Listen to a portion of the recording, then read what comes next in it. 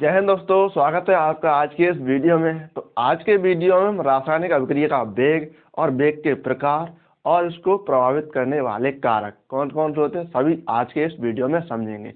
तो चलिए वीडियो को स्टार्ट करते हैं और स्टार्ट करते हैं अपना लेक्चर। ये हमारा पार्ट 2 है। पार्ट 1 आपने नहीं देखा है तो वीडियो के डिस्क्रिप्शन में जाइए, नहीं तो आई बटन पर लिंक मिल जाएगी, आप वहाँ से देख सकते हैं।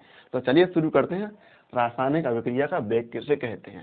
देखिए, रासायनिक अभिक्रिया का वेग कैसे बनता है। जैसे कोई अभिकारक है आर, अभिकारक से क्या बन रहा है, प्रोडक्ट यानी उत्पाद बन रहा है, तो इसकी जो सांद्रता परिवर्तन की दर है उसी को अभिक्रिया का वेग कहते हैं।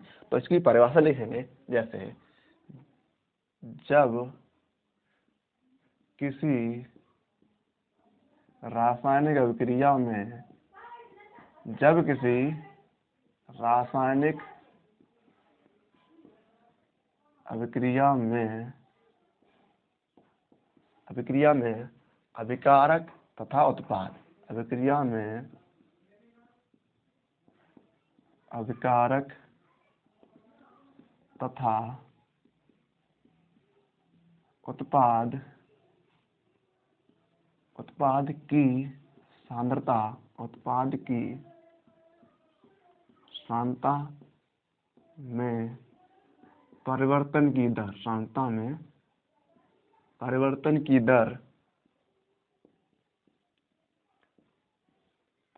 की दर को अभिक्रिया का वेग कहते हैं। परिवर्तन की दर को अभिक्रिया का वेग कहते हैं। ठीक, ये तो होगी इसकी परिभाषा। अभिक्रिया का वेग कहते हैं और इसे स्मॉल आर से प्रदर्शित करते हैं। इसे स्मॉल आर से प्रदर्शित करते हैं। ठीक, स्मॉल आर से प्रदर्शित करते हैं।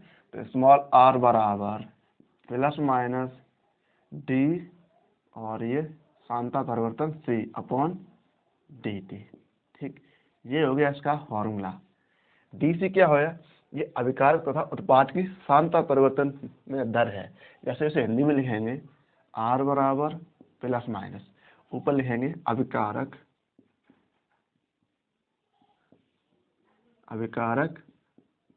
तथा उत्पाद की सांद्रता में परिवर्तन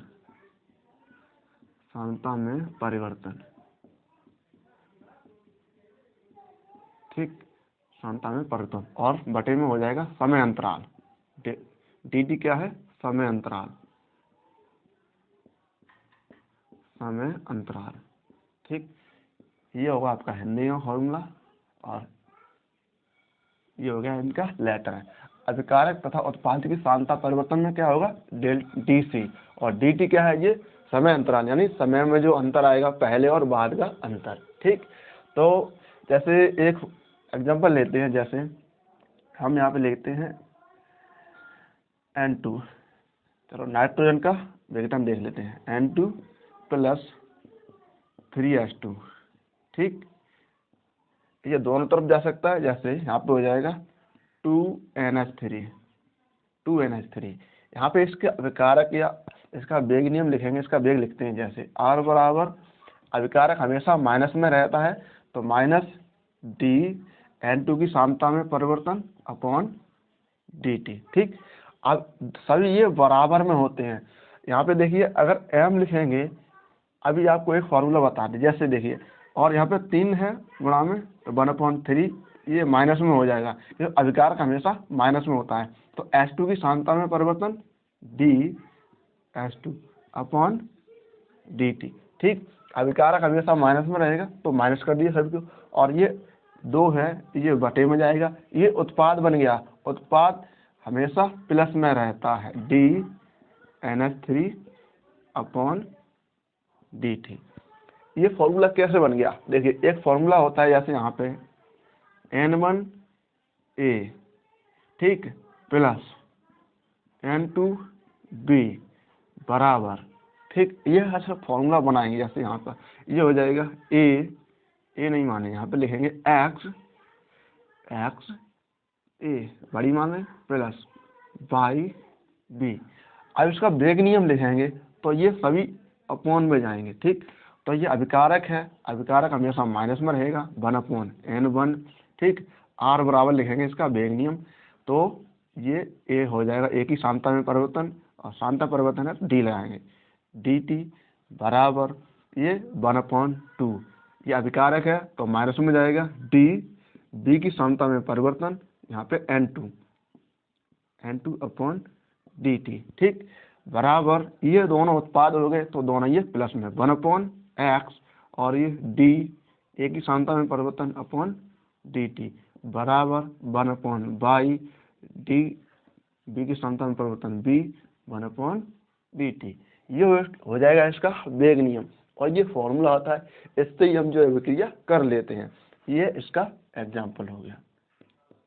ठीक, ये रासायनिक अभिक्रिया का वेग हो गया। वेग क्या है, देखिए, जब किसी रासायनिक अभिक्रिया में अभिकारक तथा उत्पाद की जो सांतक परिवर्तन की दर है उसे हम अभिक्रिया का वेग कहते हैं, और इसे स्मॉल आर से प्रदर्शित करते हैं। तो स्मॉल आर बराबर प्लस माइनस dc/dt, ये इसका फॉर्मूला हो गया, यानी वेग परिवर्तन का फॉर्मूला हो गया। हिंदी में लिखेंगे तो स्मॉल आर बराबर प्लस माइनस अभिकारक तथा उत्पाद की सांता में परिवर्तन बटे समय अंतराल, ये हो गया। ऐसे ही हमने एक एग्जाम्पल देख लिया।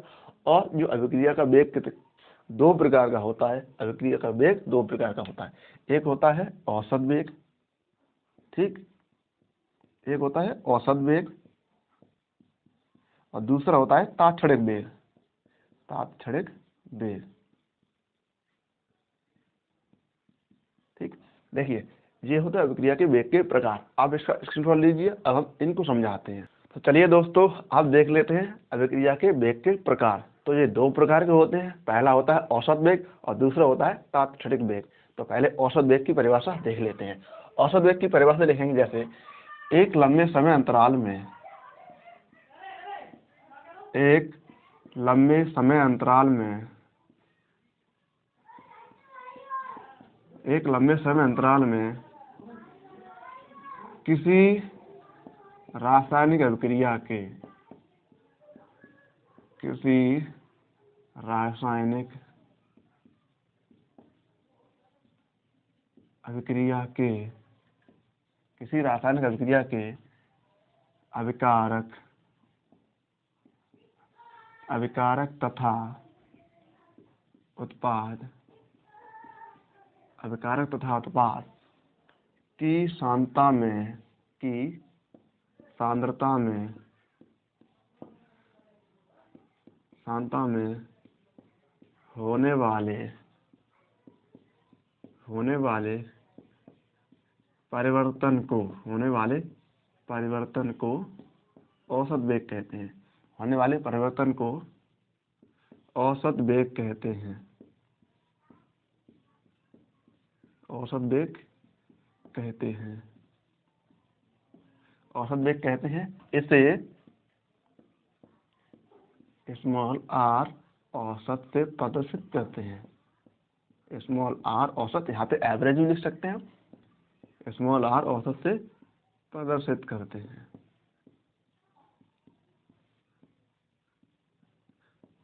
ठीक, ये तो इसकी परिभाषा। अब इसका सूत्र भी लिख लेते हैं, जैसे आर एवरेज बराबर यहाँ पर प्लस माइनस डी सी की सांद्रता में परिवर्तन dc/dt, ये होगा हमारा औसत वेग। ठीक, ये तो होगी औसत वेग की परिभाषा। अब देख लेते हैं तात्क्षणिक वेग की परिभाषा। तो दूसरी देखते हैं, तात्क्षणिक वेग, तात्क्षणिक वेग। ठीक, इसकी परिभाषा देखते हैं। किसी रासायनिक अभिक्रिया में, किसी रासायनिक अभिक्रिया में, किसी रासायनिक अभिक्रिया में अभिकारक तथा, अभिकारक तथा उत्पाद,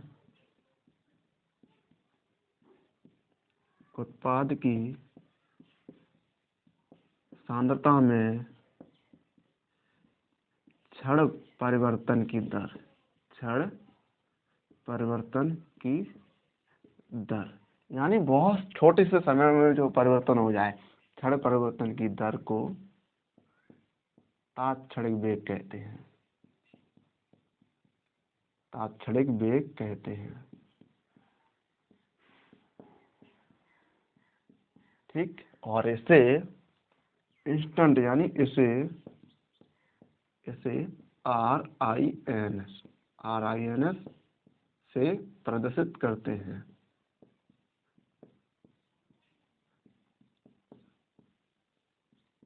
ठीक, इसे RIN यानी इंस्टेंट जो वेग उत्पन्न हो जाए उसे RINS से प्रदर्शित करते हैं। तो इसका सूत्र हो जाएगा RINS बराबर, यहाँ पर डी की जगह यहाँ पे डेल्टा आएगा, तो डेल्टा और सी की सांद्रता में परिवर्तन, delta T upon delta C upon delta T.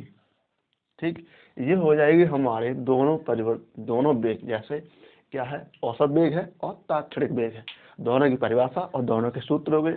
अब देख लेते हैं रासायनिक अभिक्रिया के वेग को प्रभावित करने वाले कारक। तो आप इसका स्क्रीनशॉट लीजिए, हम आगे शुरू करते हैं। तो चलिए दोस्तों, अब देख लेते हैं रासायनिक अभिक्रिया के वेग को प्रभावित करने वाले कारक। 4 कारक हैं। पहला है ताप, दूसरा है सांद्रता, और तीसरा है उत्प्रेरक, और चौथा है दाब। तो सभी की परिभाषा देखते हैं और वन बाय वन आपको समझाते चलते हैं। तो चलिए पहले शुरू करते हैं ताप का प्रभाव। जैसे कोई रासायनिक अभिक्रिया है, जब उसका ताप बढ़ाएंगे तो उसके जो अणुओं की संख्या में जो गतिज ऊर्जा है वो बढ़ जाएगी, जिससे रासायनिक अभिक्रिया का वेग भी बढ़ जाएगा। तो यहाँ पे लिखेंगे इसकी परिभाषा। ताप बढ़ाने पर रासायनिक अभिक्रिया का वेग बढ़ जाता है। ताप बढ़ाने पर अभिक्रिया का वेग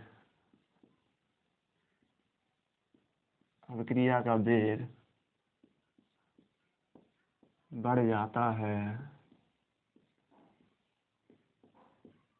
जाता है क्योंकि अणुओं के बीच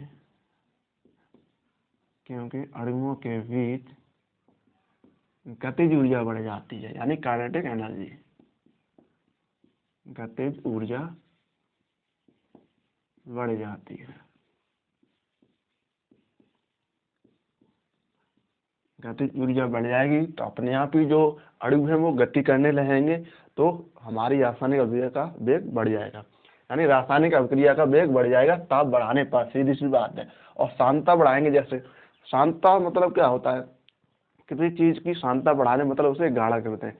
तो गाढ़ा करेंगे तो वो चीज इकट्ठी होगी, तो अणुओं के बीच टक्कर भी बढ़ जाएगी। टक्कर बढ़ जाएगी तो हमारी जो रासायनिक अभिक्रिया का वेग है वो बढ़ जाएगा। ठीक, तो इसी की परिभाषा लिखते हैं। सांद्रता बढ़ाने पर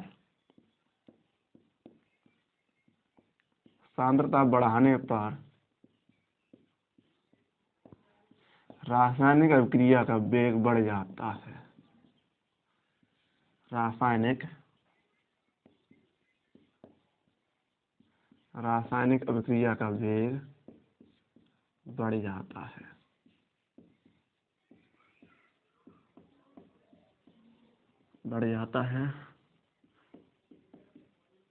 क्योंकि अणुओं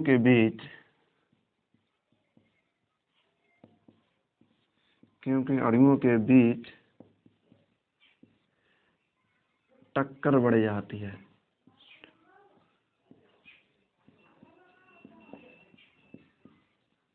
अणुओं के बीच टक्कर बढ़ जाती है। तो ये होगी हमारी सांद्रता, यानी सांद्रता किसी चीज की बढ़ाएंगे तो उसका वेग बढ़ जाता है। किसी अभिक्रिया की सांद्रता बढ़ाएंगे तो उसके अणुओं के बीच टक्कर बढ़ जाएगी तो उस अभिक्रिया का वेग भी बढ़ जाएगा। ठीक, अब देखते हैं उत्प्रेरक का प्रभाव। उत्प्रेरक 2 प्रकार के होते हैं। एक होता है धनात्मक उत्प्रेरक, ठीक, एक होता है ऋणात्मक उत्प्रेरक। ठीक, दोनों लिखेंगे। जैसे धनात्मक उत्प्रेरक है, यह अभिक्रिया के वेग को बढ़ा देता है, अभिक्रिया के वेग को बढ़ा देता है। अभिक्रिया के वेग को बढ़ा देता है। धनात्मक उत्प्रेरक अभिक्रिया के वेग को बढ़ाएगा और ऋणात्मक उत्प्रेरक अभिक्रिया के वेग को घटाएगा। तो ये लिखेंगे ऋणात्मक में यह अभिक्रिया के वेग को, यह अभिक्रिया के वेग को घटा देता है। ठीक, घटा देता है। ठीक, ये तो हो गए उत्प्रेरक का प्रभाव। अब देखते हैं दाब का प्रभाव। जैसे किसी रासायनिक अभिक्रिया में दाब बढ़ाएंगे, तो अगर किसी रासायनिक अभिक्रिया में दाब बढ़ाएंगे तो उसका आयतन भी घट जाएगा। आयतन घट जाएगा तो अणुओं के बीच टक्कर भी बढ़ जाएगी, और टक्कर भी बढ़ जाएगी तो हमारी सांद्रता भी बढ़ जाएगी। सांद्रता बढ़ जाएगी तो हमारा रासायनिक अभिक्रिया का वेग भी बढ़ जाएगा, क्योंकि पहले ही हमने लिख दिया जो सांद्रता बढ़ाते हैं तो रासायनिक अभिक्रिया का वेग भी बढ़ जाता है, और दाब बढ़ाएंगे तो आयतन घट जाएगा, आयतन घट जाएगा तो सांद्रता भी बढ़ जाएगी। ठीक, किसी चीज़ का अगर आयतन घटेगा तो वो चीज़ गाढ़ी तो होगी। जैसे अब किसी बोतल में पानी भरा है, बड़ी बोतल है, ठीक, तो उसमें पहले आप पानी भरेंगे तो उसका आयतन ज़्यादा है, तो उस अणुओं के बीच टक्कर कम होगी। ठीक, आप उसी बोतल पानी को छोटी बोतल में भर दें तो हमारा आयतन भी कम हो जाएगा और उसकी सांद्रता भी बढ़ जाएगी। तो सांद्रता बढ़ जाएगी तो रासायनिक अभिक्रिया का वेग भी बढ़ जाएगा। ठीक, ऐसे ही हम लिखेंगे दाब का प्रभाव। दाब बढ़ाने पर, दाब बढ़ाने पर रासायनिक अभिक्रिया का वेग, रासायनिक अभिक्रिया का वेग बढ़ जाता है।